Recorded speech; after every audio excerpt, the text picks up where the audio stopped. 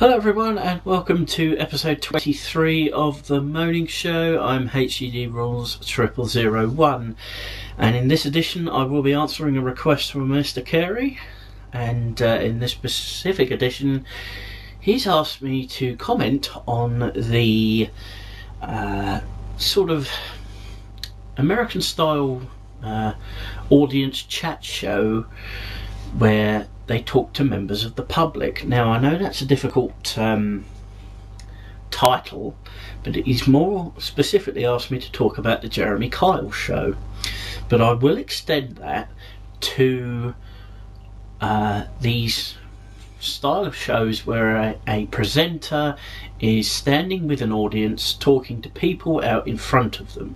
We're talking shows like the person who started it, Opera Winfrey, or Opera Winfrey, whatever you want to call her, Montel Williams, Ricki Lake, the worst culprit of the bunch, Jerry Springer, Jeremy Kyle. You know, there's loads of them about. To a lesser extent, Judge Judy, which is on every bloody day. But I'll talk about Jeremy Kyle first, which is what's been requested. Now, the Jeremy Kyle show is on, I do believe it's on every day, in the sort of morning slot before, you know, this morning, the magazine programme. Now, 9 shows out of 10 it features a rather sensitive subject, like "you slept with my best friend's brother" or something like that, or, you know, "you never loved me as a kid, you're a complete arsehole," you know. Not titled like that, but that's the main gist of it. And nearly all of the time it features the dregs of humanity. These are people that, now, you know exactly what I'm talking about if you watch this programme, and like I say, they feature the absolute bottom of the barrel people. These are people that get up at 11:30 in the morning. These are people that go out and get pissed every day, squander their money away, and, you know, don't give a shit about anybody else but themselves. Most programs will likely feature a DNA test. Most programs would likely feature, you know, a couple experiencing marital problems, maybe even a stepfather abusing a stepdaughter, you know, both verbally and physically. And Jeremy Kyle, unlike some other talk show hosts in this particular entertainment spectrum, and I use the word entertainment in its broadest possible sense, you can see that this presenter, now I haven't read his book, nor do I want to read his book, but in my opinion, the impression I get from his comments to the people that are in front of him, to the people that have come on the show, I get the impression that Jeremy Kyle was bullied a lot as a kid, because now he seems to be getting his own back in terms of, you know, these people in front of him, the majority of the abusers or, you know, morons or whatever that appear on his show, he moans and complains at them, you know. It's like, so like if it was a DNA test and it's sort of like, "oh, I've been sleeping with your sister" type thing, he would moan and complain at them for being an arsehole. And it sort of comes back to the bit in Jerry Springer where, you know, it probably began as a regular talk show, you know, people coming to seek help, you know, with counselling, things like that, and then it turned into the fisticuff programme, you know, with the beep beep beep beep beep, you know, all of that stuff. That made it popular. Now that transferred onto shows such as Ricki Lake, Trisha, Goddard, and things like that. Confrontational goings on creates viewers, creates ratings. But Jeremy Kyle doesn't try to ease the pain, so to speak. What he does, in my opinion, he makes it worse. So like there's a couple that are in jeopardy of, you know, getting divorced or whatever, and the woman looks like something you wouldn't even sleep next to, never alone with. And the man is just as bad. He's got bald head, tattoos everywhere and things like that. If you've got tattoos everywhere, I don't mind. I'm just trying to give you an example of what goes on and stuff like that. The man slept with this woman's, so-called woman's sister and cousin and whatever. And Kyle goes up to him and says, "We should be a better boyfriend. You're taking advantage of this girl. She's perfectly alright." And you can just quite clearly see the bloke like that. You don't control my life. I don't give a shit what you say. And that's the problem. These people, especially the accused in these particular things, are, you know, as I've said before, they are the dregs of humanity. They are people you wouldn't even trust to clean your toilet bowl without them messing it up, or without them, you know, costing you hundreds of pounds in damages and things like that. But the reason people watch Jeremy Kyle isn't because of things like that. It's because of the shock moments, like Jerry Springer. You got a DNA test, and this is example B of what goes on in these types of programs. The father of the kid and the mother of the kid. Now, the father's been supporting the kid for, say, like 6 years, 6-year-old kid or 5-year-old kid, whatever. And all of a sudden, the kid starts to get characteristics and features that are not his own. They go onto Jeremy Kyle. They get a DNA test, and it's Kyle who gets given the envelope with the results of the DNA test. And this is why people watch it.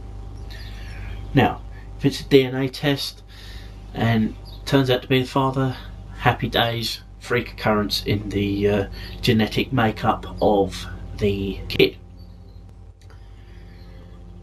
And this happened with Eddie Murphy and Mel B, if memory serves me correctly. But in other cases, and this is, as I say, this is why people watch it, you've got father, you've got mother, and the mother's like got a vest on like I have, and could quite clearly be seen, you know, going like that, wanting a fag or something like that, you know. The father is convinced now that he is not the biological parent of the child that he is financially supporting. When Kyle reads out, "You are," and he waits, like reality TV programs, like, and the person leaving tonight's show first is,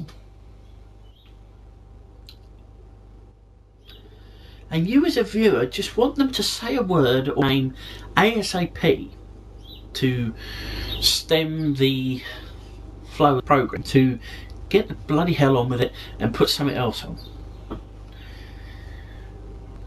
So, Duncan, you are, and he'd sit there for a couple of minutes, what seems like a couple of minutes, and you're thinking, for fuck's sake, get on with it. The programme finishes in 5 minutes. The next programme's obviously the news or something like that. You're supposed to get on with it.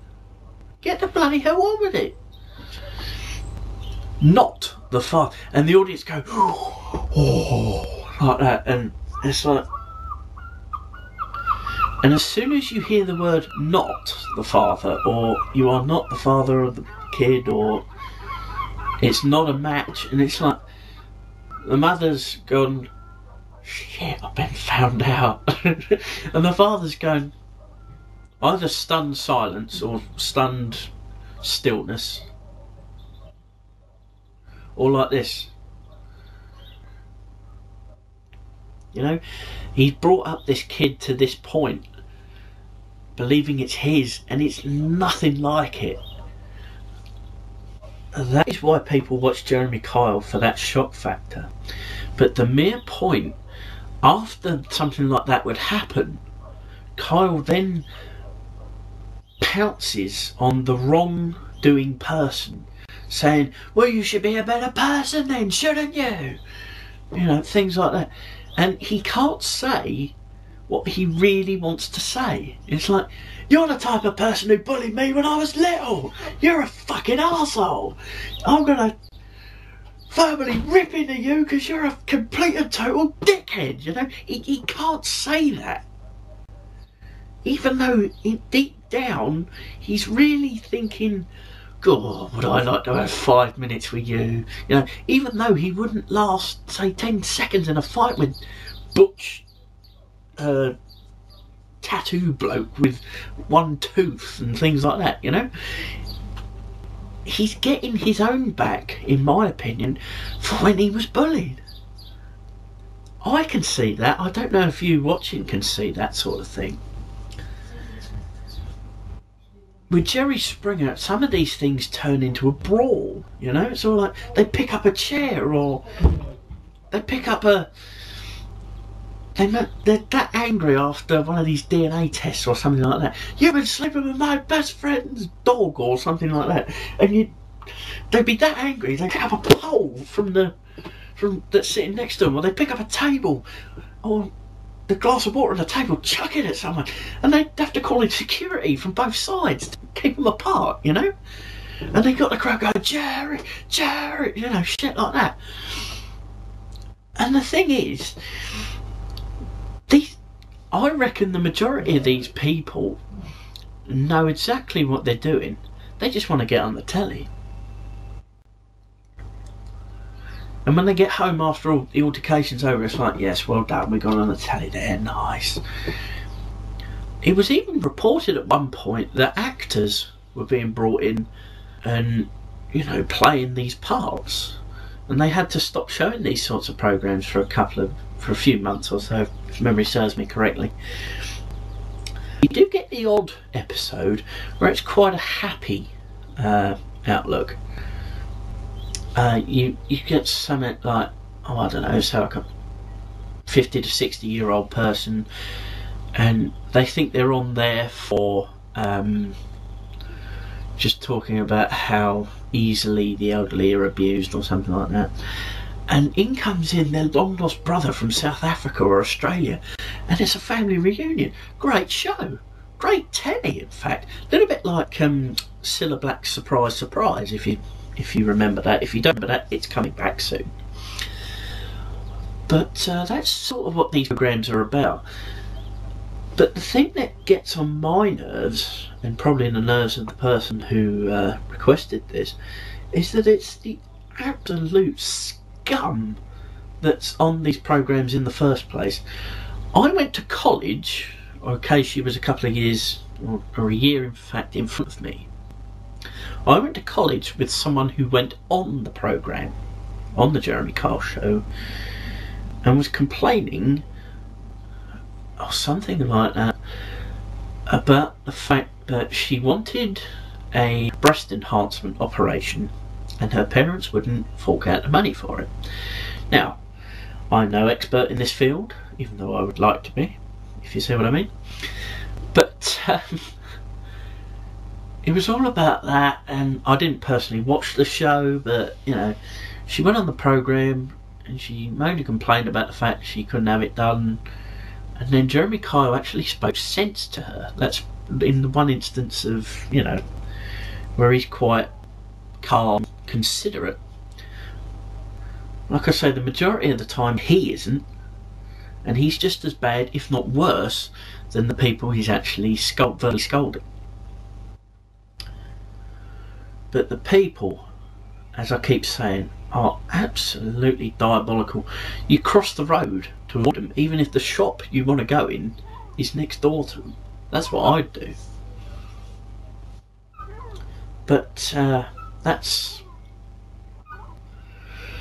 that's more or less it for this specific edition. That's what I think of these people. What do you think of these types of people that are on these programs? Put a comment in the comment box. Message me on the email address of the show, which is always in the description of the video. What I will say is an open episode slot. You know, I'm always after new ideas or new suggestions for the program. You know, message me with some ideas for the show, what you'd like to see moaned at. I have got some episodes lined up for the next few. We got Easter coming up. There's not tremendous amounts to complain about Easter, but there are a couple of subjects now that are really starting to get my goat, really pissing me off. So thank you for watching. Thank you, Mr. Carey, for the request. I hope I've given you some sort of answer. It's not as passionate as other videos I have done, but it's still a specific request, which I'm always happy to take. So thank you for watching, thank you for the request, and I'll see you next time.